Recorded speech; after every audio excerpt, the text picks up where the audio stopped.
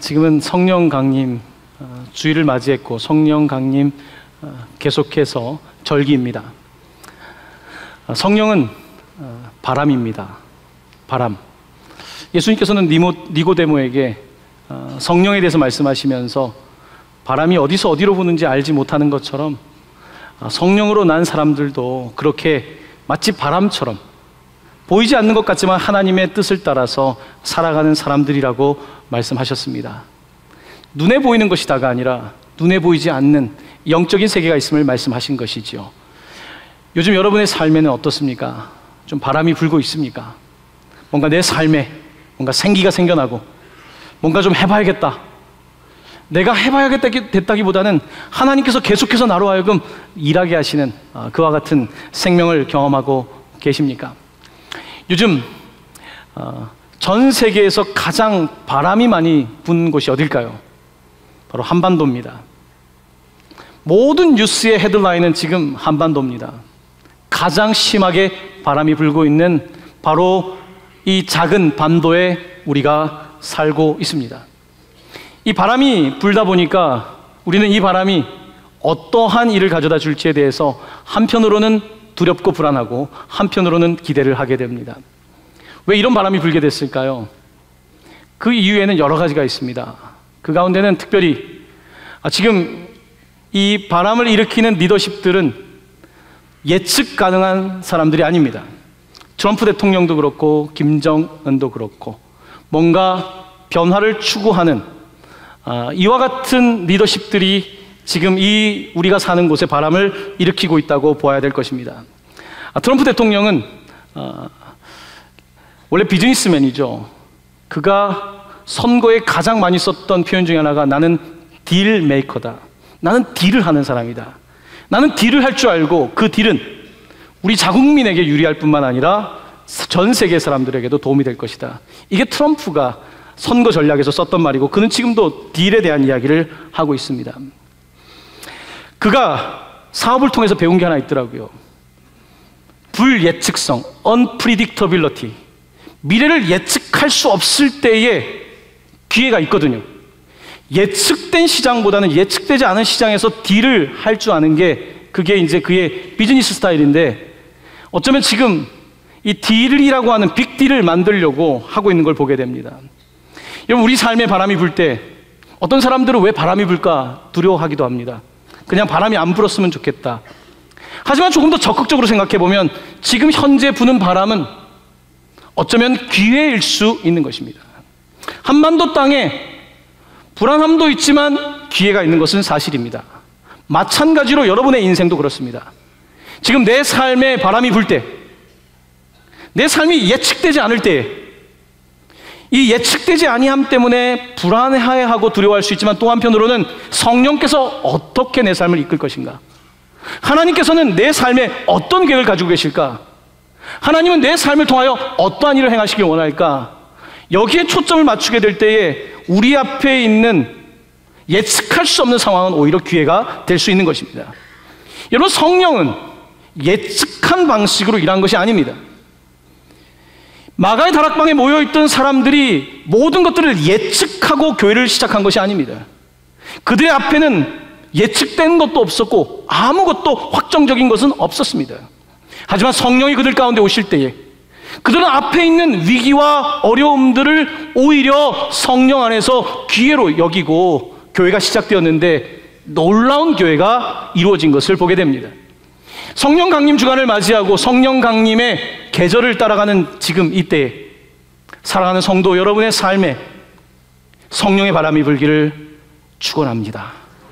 성령의 바람이 불어올 때에 두려워하기보다는 내어 맡기는 그와 같은 신실한 믿음, 이 믿음을 가지고 여러분의 삶의 새로운 도전과 새로운 도전을 통하여 또한 하나님 주시는 은혜를 누리는 우리 모든 동광의 가족들 되기를 예수님의 이름으로 다시 한번 축원합니다. 오늘 여러분들과 함께 하나님께서 우리에게 주신 말씀은 로마서입니다. 여러분, 성서 일과는 놀랍게도 계속해서 흐름을 따라서 우리에게 독서 훈련을 시키며 영적인 흐름을 어떻게 따라가야 되는지에 대해서 말씀하고 있는데 오늘 로마서 8장도 그와 같은 맥락에서 성령에 관한 말씀을 증언하고 있는 것을 보게 됩니다.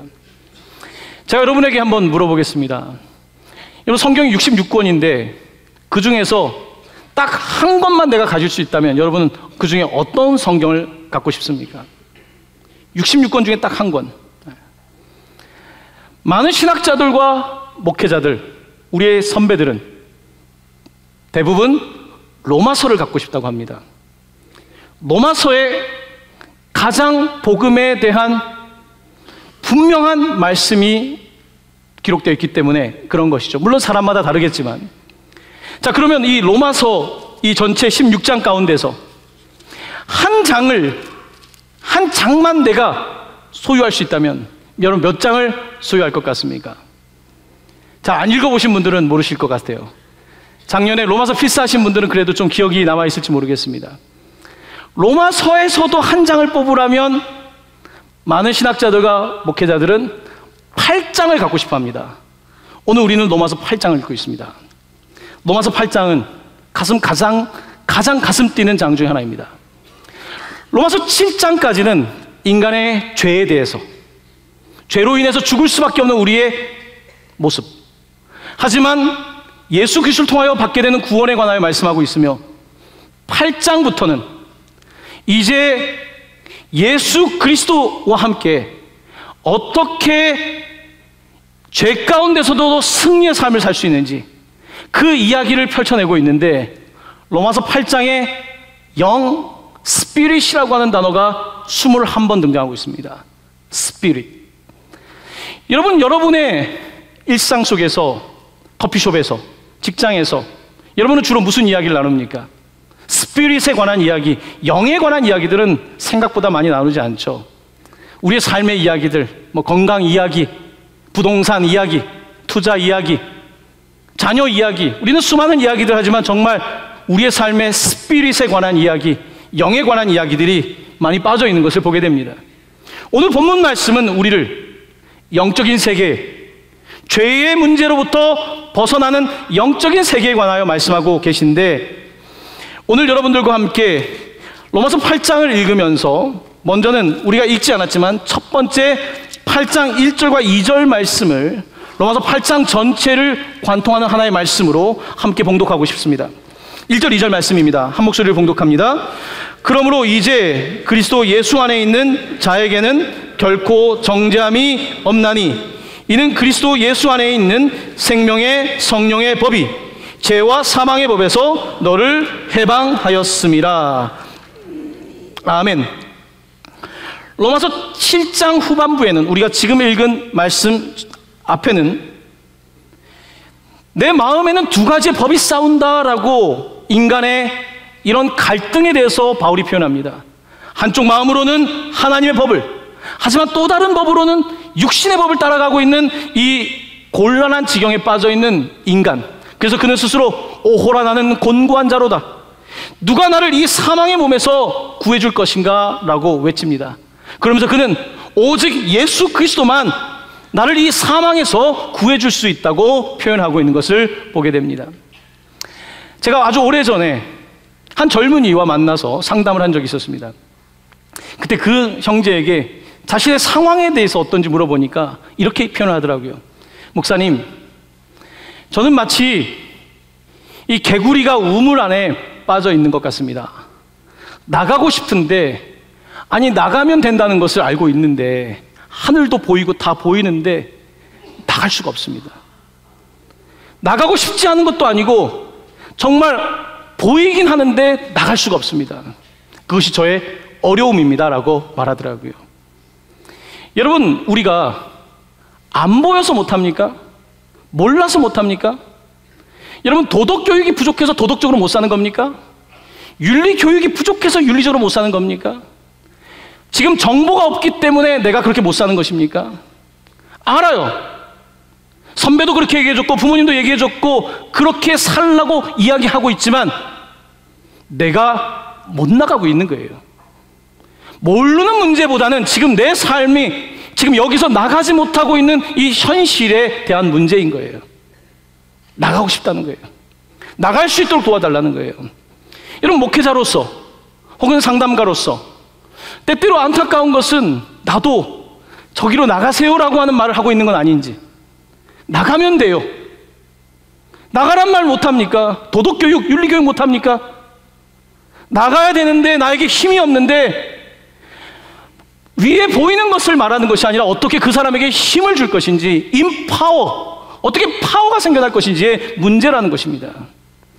자, 우리가 성령 강림주의를 지나면서 성령 강림주의를 우리에게 주는 의미는 뭡니까? 성령 강림은 오직 성령이 너에게 임하시면 너희가 권능을 받는다고 되어 있지 않습니까? 권능을 받는 것, 아는 문제를 넘어서서 내가 권능을 받아서 그렇게 살아갈 수 있는 것, 바로 여기에 성령의 핵심적인 사역이 있는 것입니다. 오늘 본문은 우리에게 말합니다. 예수 그리스도 안에 있는 사람에게는 결코 never 절대로 정죄함이 없다고 말씀하시며, 오직 예수 그리스도 안에 있는 생명의 성령의 법이 우리를 죄의 이 개구리가 안에 있는 것처럼 죄의 사슬로부터, 벗어날 수 없는 우리의 삶의 이 현실로부터 우리를 해방시키신다, 이렇게 선언하고 있는 것입니다. 오늘 우리는 성령을 사모하고 성령을 더 간절히 바라야 되는데요, 오늘 성령에 대해서 여러분들과 조금 더 이야기를 나누고 싶습니다. 여러분, 모든 개념들을 이해할 때는 그 반대 대칭의 개념을 알게 되면 그 개념이 더 명확해지죠. 남자를 알려면 여자를 연구해야 돼요. 여자를 알려면 남자를 연구해야 되고요. 자, 우리가 성령을 알기 위해서는 우리가 알아야 될 것이 있습니다. 그것은 바로 육이라고 하는 단어입니다. 성경에는 육체, 몸이라고 하는 단어를 사용하고 있는데 이 두 가지 단어를 다르게 사용하고 있는데, 먼저는 이 이야기로부터 오늘 설교를 좀 시작하고자 합니다.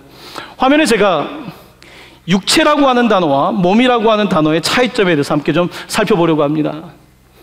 성경을 읽다 보면 육체 혹은 육신이라고 번역되는 단어가 있습니다. 이 단어는 원어로는 sarx입니다. 영어 단어로는 flesh라고 번역하고, 그 아래는 몸은 soma라고 되어 있고, 혹은 body, 영어로는 번역을 하게 됩니다. 이 두 가지의 단어는 상당히 큰 의미의 차이가 있습니다. 먼저 육체입니다. 성경은 육체라고 하는 단어를 쓸 때 어떤 의미로 사용하는가?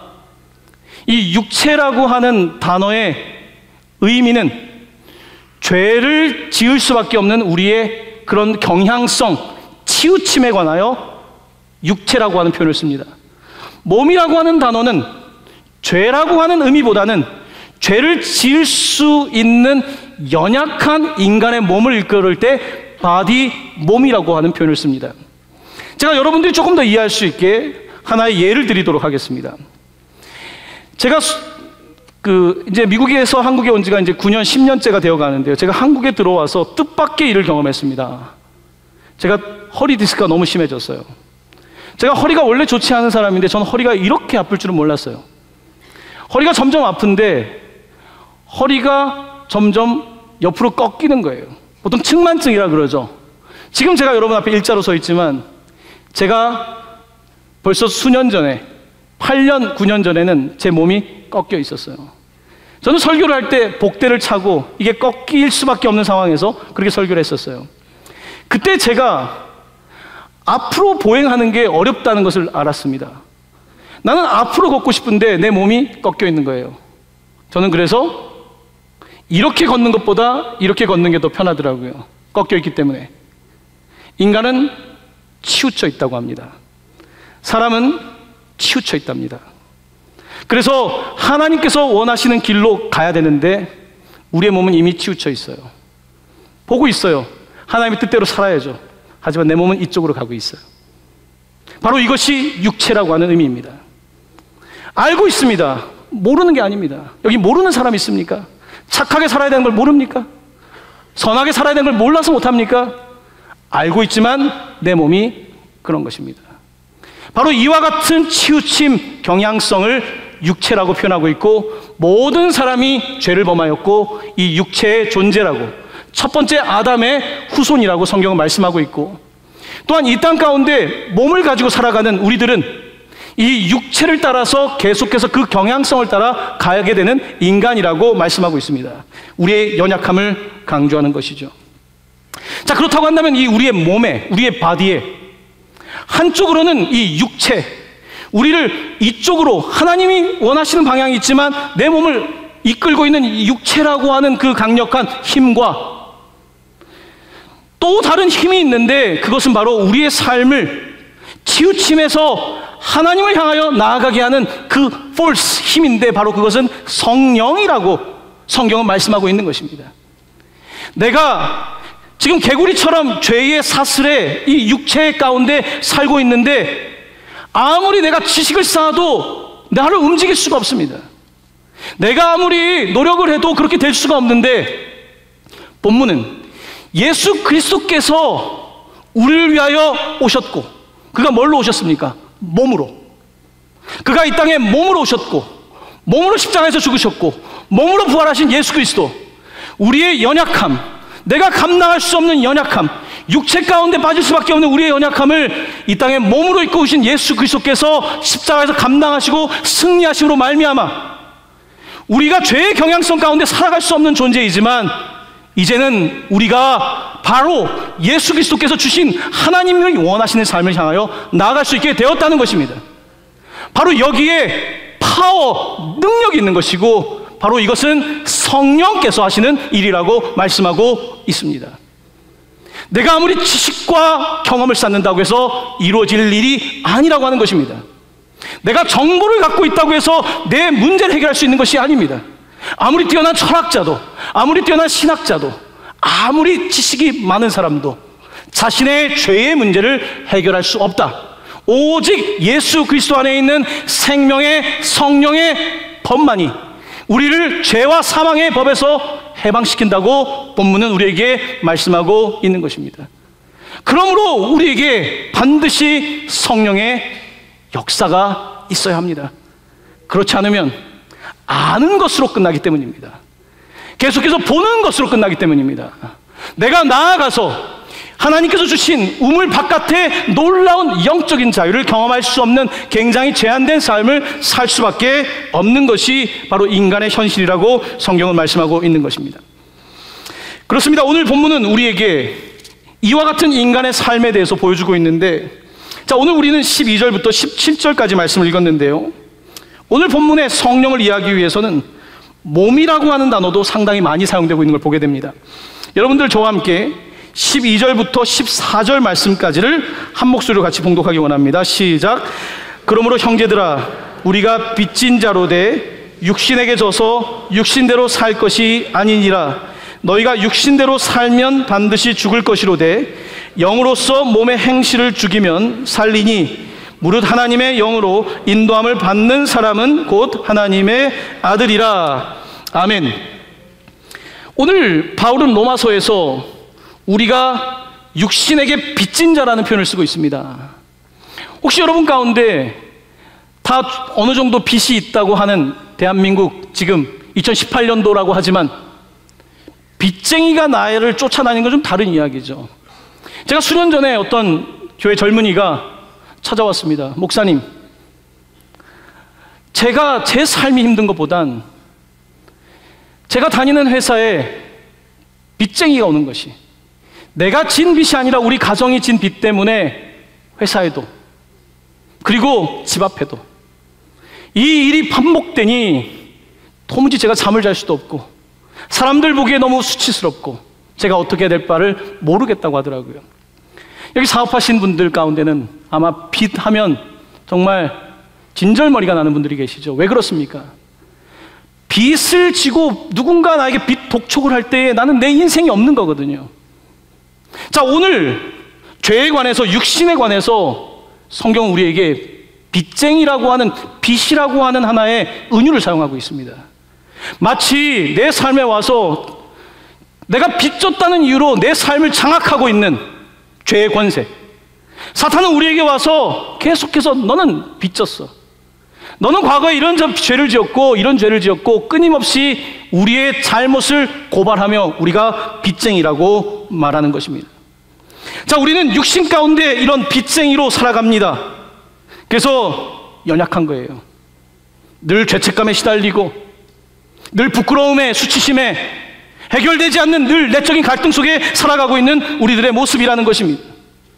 이 빚의 문제를 청산하지 아니하면 도무지 이 육신의 삶은 괴로운 거예요.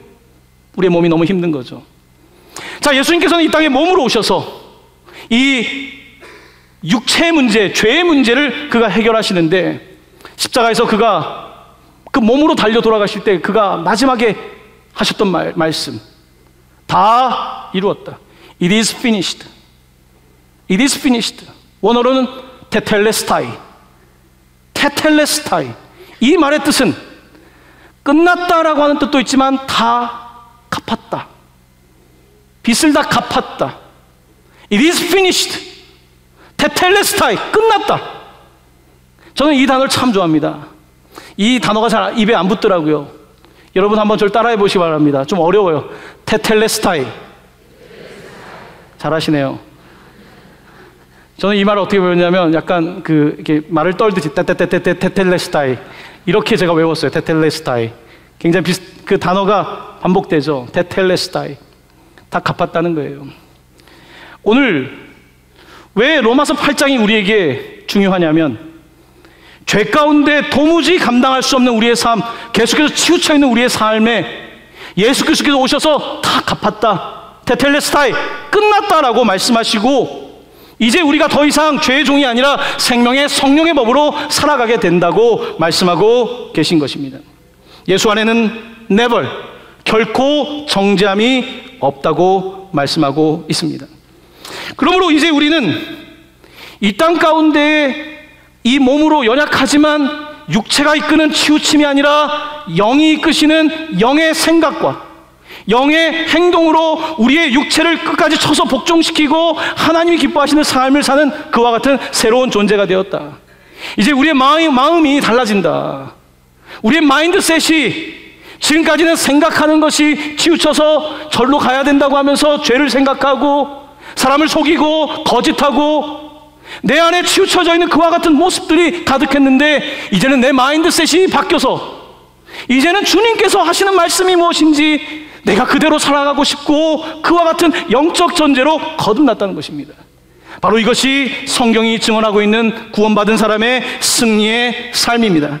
우리는 더 이상 죄의 종이 아니라, 사탄의 종이 아니라 하나님 그분의 아들인 것입니다. 오늘 본문은 우리에게 그렇게 선포하는 것입니다. 자, 그러면서 오늘 15절 말씀은 이제는 하나님의 아들로서 어떤 삶을 사는가, 어떤 영적인 삶을 사는가에 대해서 이렇게 쓰고 있습니다. 15절 말씀 함께 봉독합니다. 너희는 다시 무소하는 종의 영을 받지 아니하고 양자의 영을 받았으므로 우리가 아빠, 아버지라고 부르짖느니라. 아멘. 우리가 종이 아니라 양자가 되었다고 말씀합니다. 양자. 혹시 이곳에 양자로 자라신, 양녀로 자라신 분이 있습니까? 저는 이제 미국에 있을 때 이 양자, 양녀가 된 사람들 생각보다 많이 봤어요. 한국에 태어났지만 부모님이 미국에 어답트를 한 거죠. 입양을 시킨 거죠.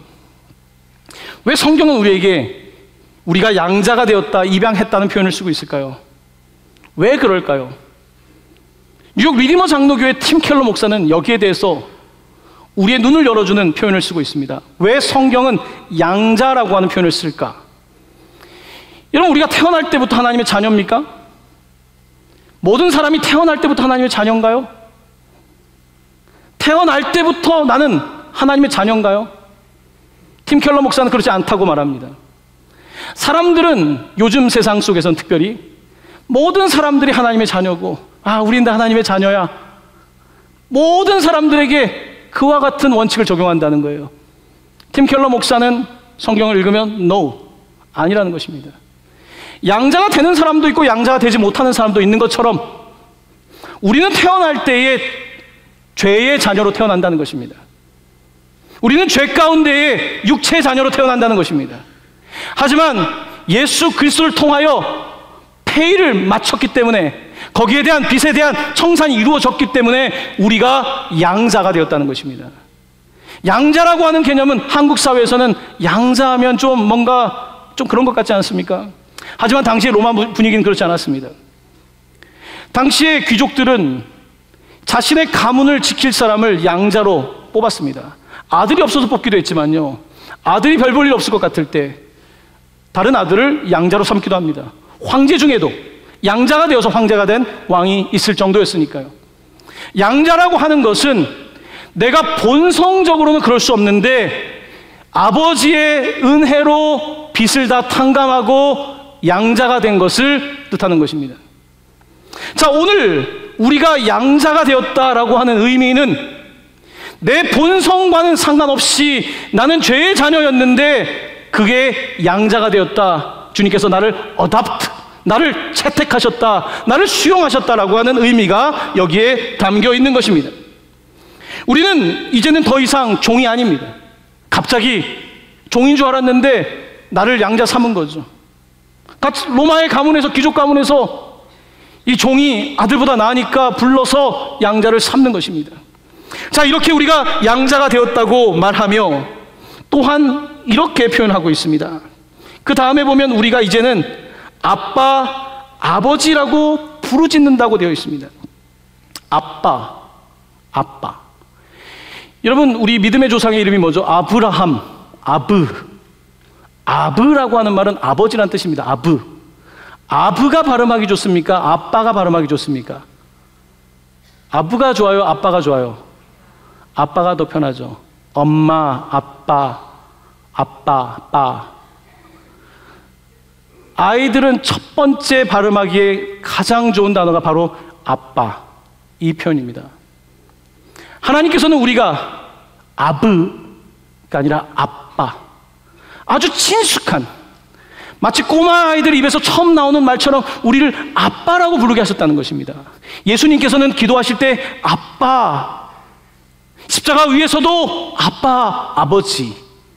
그의 삶 속에 아빠라고 하는 단어는 늘 가까이에 있었던 것입니다. 아빠. 아빠라고 하는 이 우리의 삶의 근원적인 존재의 근원, 이 아빠를 부를 수 있다는 것은 우리의 삶의 놀라운 일입니다.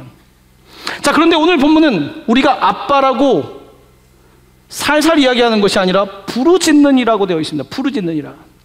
아빠. 아빠를 불러보신 적 있습니까? 아빠. 아빠. 부르짖는다는 것입니다. 자, 아빠라고 부르짖으면 하나님이 뒤를 돌아보실까요? 혹시 아빠라고 불러보셨습니까? 아빠라고 부를 때 그가 과연 돌아보실까요? 내 아빠라고 믿는다면 나는 아빠를 부를 수밖에 없고 아빠를 부를 때 아빠는 반드시 돌아볼 것입니다. 그런데 우리의 삶 속에 안타깝게도 신앙생활을 하고 있지만 여전히 종처럼, 여전히 하나님 앞에 나아가서 아빠로 부르지 못하고 종처럼, 죄의 종으로 살아가고 있는 우리의 모습들이 있다는 것입니다. 오늘 본문은 우리에게 아빠, 아버지를 부를 것을 말씀하고 있습니다. 탕자의 비유를 보시면 탕자는 먼 나라에서 돌아와 아버지에게 말합니다. 나를 품꾼의 하나 종으로 보소서. 지금부터는 아버지의 아들이라 일컬음을 감당하지 못하겠나이다. 종입니다 라고 말할 때 아버지 이렇게 말합니다. 제일 좋은 옷을 가져라. 베스트 드레스. 가장 좋은 옷을 가져오고 가장 좋은 가락지, 가장 좋은 살찐 송아지를 가져와서 셀러브레이트, 축하하자. 왜냐하면 이 아들은 죽었다가 살아났다. 이 종이 아니라, 몹쓸 놈이 아니라 my son, 내 아들은 죽었다 살아났다라고 말씀하시며 탕자를 아들로 부르시는 놀라운 이야기를 우리에게 전해주고 있습니다. 사랑하는 성도 여러분, 우리는 태생적으로는 하나님의 자녀가 아닙니다. 어떤 사람들은 모든 사람들이 태생적으로 하나님의 자녀고 구원을 받는다는 말을 합니다. 여러분, 요즘 시대는 누군가는 천국에 가고 누군가는 천국에 가지 않는다는 말을 하면 기분이 나빠해요. 무슨 근거로 그런 이야기를 하냐고 말하죠. 모든 사람은 다 공평하다라고 말합니다. 과연 그럴까요? 성경 그렇게 말하고 있지 않습니다. 오직 예수 그리스도 안에 있는 사람, 성령 안에 있는 사람만이 그의 자녀, 양자가 되고 양여가 된다고 말씀하고 있는 것입니다. 사랑하는 성도 여러분, 아빠를 알게 될 때에 삶은 많이 달라집니다. 저는 사람들을 만날 때 더 이상 정보 제공자로 사는 것에 만족하지 않습니다.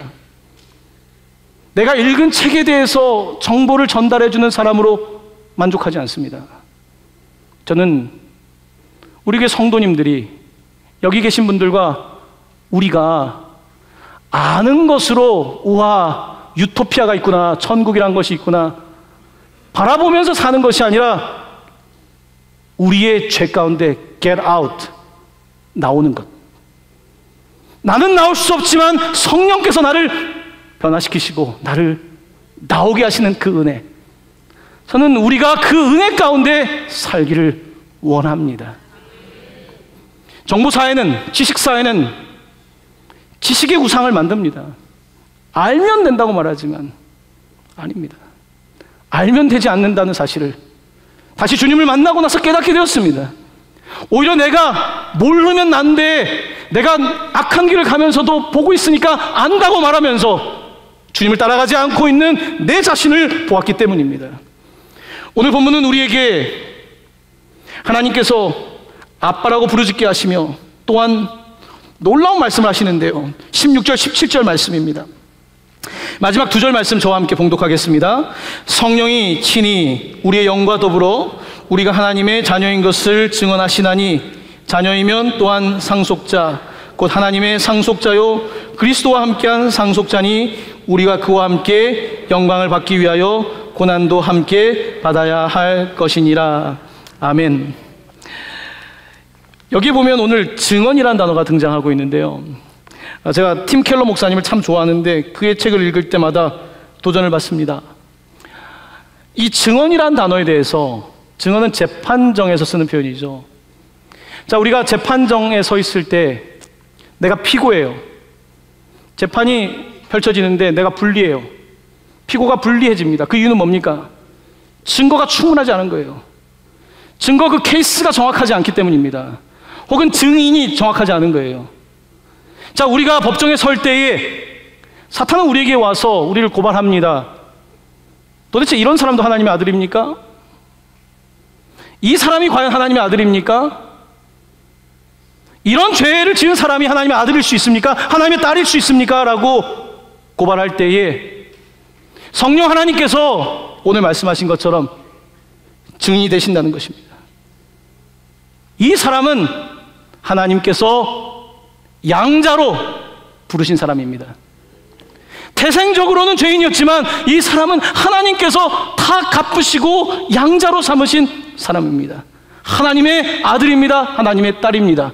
성령이 그렇게 증인이 되어 주신다고, 우리의 영과 더불어서 우리의 내면 세계 안에서 늘 우리는 싸웁니다. 나는 죄인이고 나는 어떻게 할 수 없는 사람인가?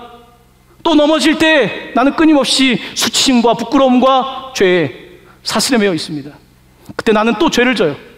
이상하게 죄를 한 번 지으면요, 자기를 내버려 두게 돼요.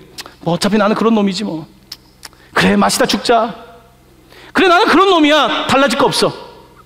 한 번 죄를 짓게 되면요, 그 죄는 우리에게 계속해서 더 많은 죄를 짓게 합니다. 왜냐하면 우리의 상실감 때문에 그래요. 나는 안 달라질 거야 라고 하는 그와 같은 생각이 죄의 사슬을 벗어나지 못하게 할 때에 성령께서는 우리 가운데 친히 증언하시는데, 우리 안에 있는 영과 더불어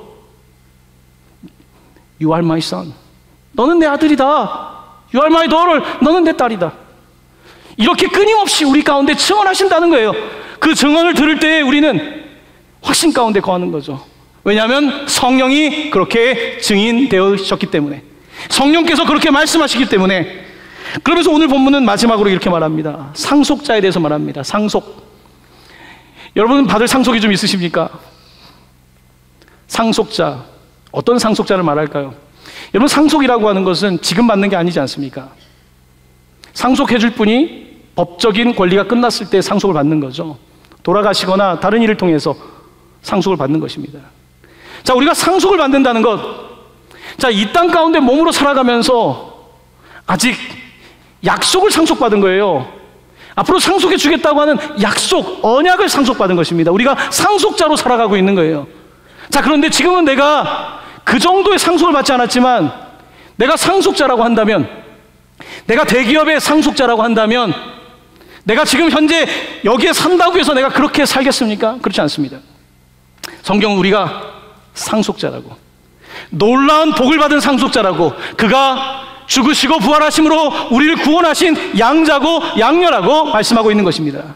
여기서 양자 양녀는 하등한 사람들을 말하는 것이 아니라 핏값으로 산 바로 그 아들이라고 말씀하고 계신 것입니다.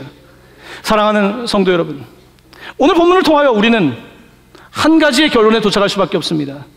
모든 성경이 없을 때 갖고 싶은, 찢어서 갖고 싶은 로마서 8장은 우리에게 말씀하고 있습니다.